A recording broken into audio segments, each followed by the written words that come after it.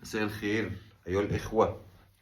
العركة لسه دايرة وبيراميدز والزمالك مستمرين للنهاية ورافعين شعار لا النصر لا الشهادة، والأهلي ما زال متمسك بموقفه وما زال واثق الخطوة يمشي ملكا. فبعيدا بقى عن الهري والخناقة اللي شغالة دي والسنج والمطاوي وبتاع، يعني نتكلم بإيه؟ بالعقل. في كذا سؤال كده هنسأله مع بعض. هل الأهلي ما اتجاملش؟ الأهلي اتجامل قولا واحدا على رأي الكابتن بندق. طب هل دي أول مرة الأهلي يتجامل؟ لا. الزمالك ما بيتجاملش؟ أنا نفسي تقول لي لا. قول لي لا عشان أقول لك خلاص الأهلي ما اتجاملش وعمره ما اتجامل. كله ماشي بالحب. لازم كان نبقى صراحة مع بعضينا. طب هل بيراميدز ما اتجاملش؟ وجود بيراميدز ذات نفسه مجاملة. ومش عايزين نفسر يعني عشان ما نزعلش حد. أي نعم مش هنلاقي حد يزعل، بس مش يعني ملوش لازمة. ومش الأهلي ومش الزمالك ومش بيراميدز بس. ده لغوا الهبوط يا راجل. يعني ده صحوا من النوم لغوا الهبوط. هي ماشية كده.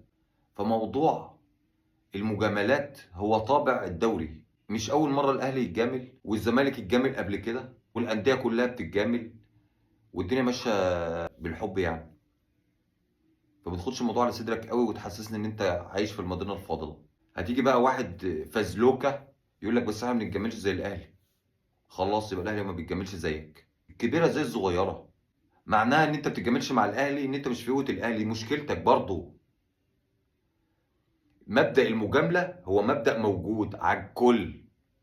انت بقى عايز تتجامل زي الاهلي ولا مش عايز يبقى فيه مجاملة؟ تفرق كتير. لو عايز تتجامل زي الاهلي يبقى انت ما عندكش مبدأ. لو ما انتش عايز مجاملة يبقى ما كنتش تقبل بأي مجاملة لأي نوع لأي طرف.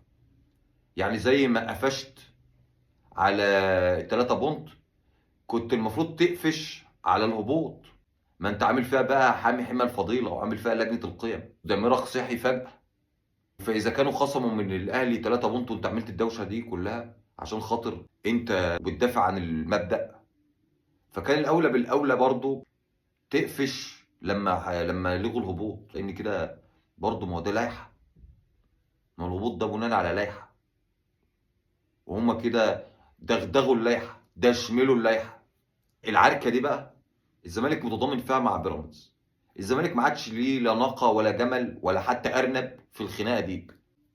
فتيجي تسأل واحد يقول لك احنا متضامنين معنويا.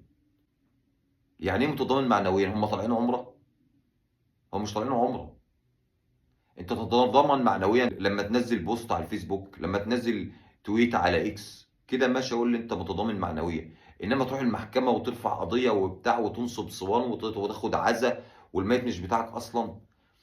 اسمح لي كده الوضع مش حلو.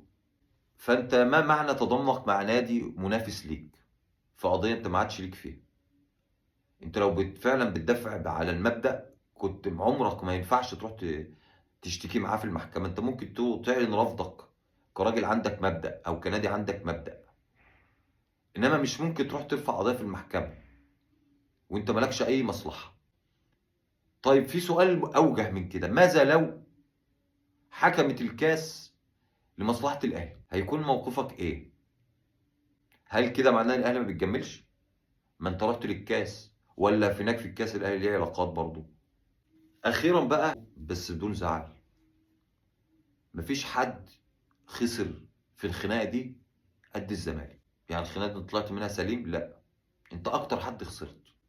انت خسرت اهم حاجه، مصداقيتك.